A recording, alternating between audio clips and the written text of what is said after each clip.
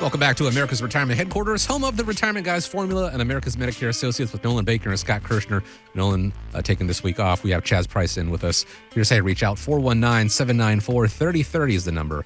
419-794-3030. Online, americasretirementheadquarters.com. Earlier in the show, we were talking about unemployment being pretty low and overall layoffs do remain historically low, but the same can't be said across the board. For example, the tech world, companies like Twitter, Meta, and Amazon letting thousands of workers go, and there are fears they could spread to other sectors as the Fed appears determined to cool off the job market with these ever-increasing interest rates. Older workers might be presented with an early retirement package, put that upon them rather than, be faced with layoff ultimately. Can you help them make sense of it so they feel better about their decision to maybe go ahead and retire now?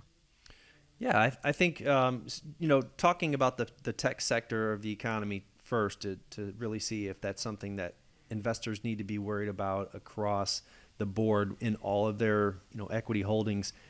We talked earlier, the tech sector has really kind of been abysmal. Mm-hmm. The sector itself down 30%.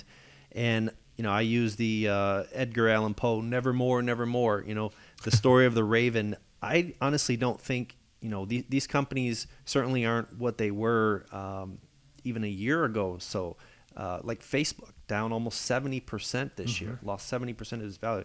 Even Apple has not been, immune from the loss this year. And I think it's, again, going back to the conversation that we had about interest rates. As interest rates have risen, the companies like, the Facebooks and the Googles of the world, who their business plan is so far out, like the Teslas, that they're thinking going to the moon and coming up with driverless cars. It's very hard for analysts to be able to understand what the implications of higher input costs like higher interest rates is going to be on a business model like that. So generally analysts, just sell it or they downgrade it because they just can't see what that's going to look like.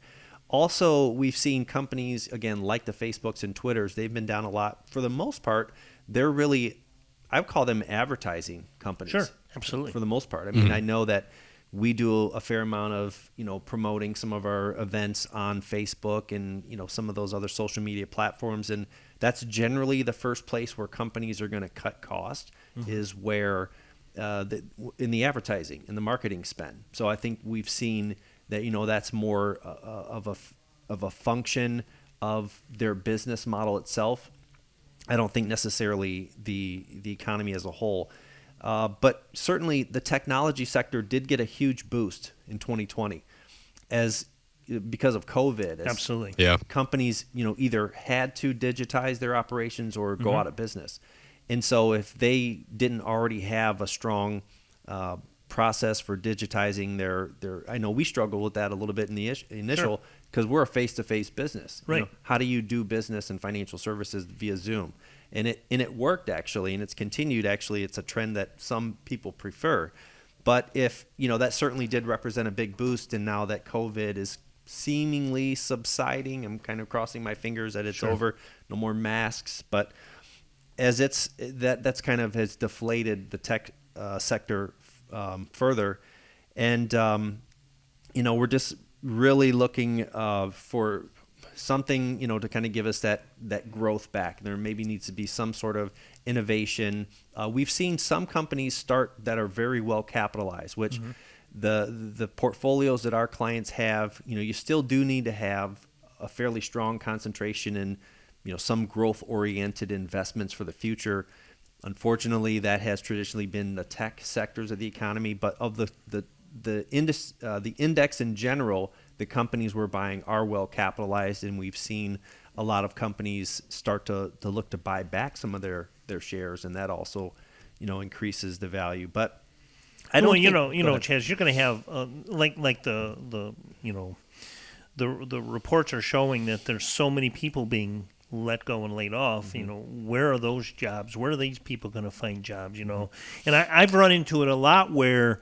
If they're close to retirement, if they've done a good job at setting up their retirement plan, they've got a written plan put together, and they may be 63, 64 years old, they decide that, I'm going to go ahead and take my buyout. Yeah. One of the things you have to be prepared for is the cost of health insurance through that. Because you're not 65, you still have to have health insurance. It's true. I spoke with someone this past week, and they were on COBRA, and for a husband and wife, let's see, he was 63, she was 54, and they have a daughter that's 25, all on the same plan. Their COBRA cost was over $2,000 a month.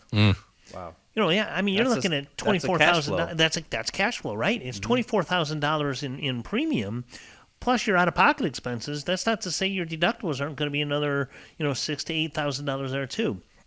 So when all of these people are being let go from all of these, tech companies to downsize, you have to be prepared for a lot of expenses and, to maybe find a job because, like you said, during the COVID when in 2020, they were making a lot of money. Look at Netflix. Netflix was off the charts, and now look at what it's trading at. But these people were making a lot of money during that period. You lose your job, you're not going to go back and find a job making the amount of money you were making during that peak periods, right? So you've got to somehow find something that's going to at least get you some income to cover some of these costs. Find a way to tighten the belt a little bit. There's no question. No question. So, that's how, one of the things that we do, and I help out by getting some, the marketplace policies put in place for them. It's truly the Unaffordable Care Act, which is really, really struggling. I've done a lot of policies with people this year for renewing for next year. And a couple of things have happened. One, the subsidy amounts have gone up, which is a good thing. But two, the deductibles have gone up. The high deductible was $8,700, is now $9,100. I mean, think about that, $9,100, and the premiums are going up. So, it's a lot of people are struggling with trying to figure out what they're going to do, and there's a lot of people that are without jobs. Yeah, I've had some clients come to me and ask, how much do I need to make in my job? Sure. I'm close to retirement. I'm not quite there. To your point, I'm 63. I was hoping to work another 6 or 7 years, but certainly not going to be able to make the money I was making before. What can I do? Something maybe that I enjoy doing. It's certainly not going to be what I was making, but will my plan work? And we can absolutely build in, or analyze that contingency to say, Stephanie, you need to make a minimum of $30,000 per year at your job for the next 4 years, and your plan will still have a high probability of success. That's absolutely something that we do. That's a good point. Yeah, so we're here for you if you find yourself unfortunately put out of work. Reach out to us. We're here to help you in any way that we can. We've said it many times here on the show. We hope that you get to work as long as you want to. If you want to work until, 65, 70, we hope that that's in the cards. But we've also said hope is not a retirement strategy. Right. You want to go ahead and have a plan put in place. You want to go ahead and get the groundwork done just in case that's taken out of your hands or you decide that you suddenly want to retire earlier. It's never too early to start preparing for retirement. And in a situation like this where we're seeing heightened senses of layoffs, maybe go ahead and have that contingency plan put in. And again, with the hopes that you never really have to use it. But better safe than sorry. 419-794-3030 is how you get the ball rolling on that, how you start putting together that plan, whether you do plan on retiring in the next year or so, or something that you just kind of keep in the back pocket for the right time. 419-794-3030 and online at Americasretirementheadquarters.com.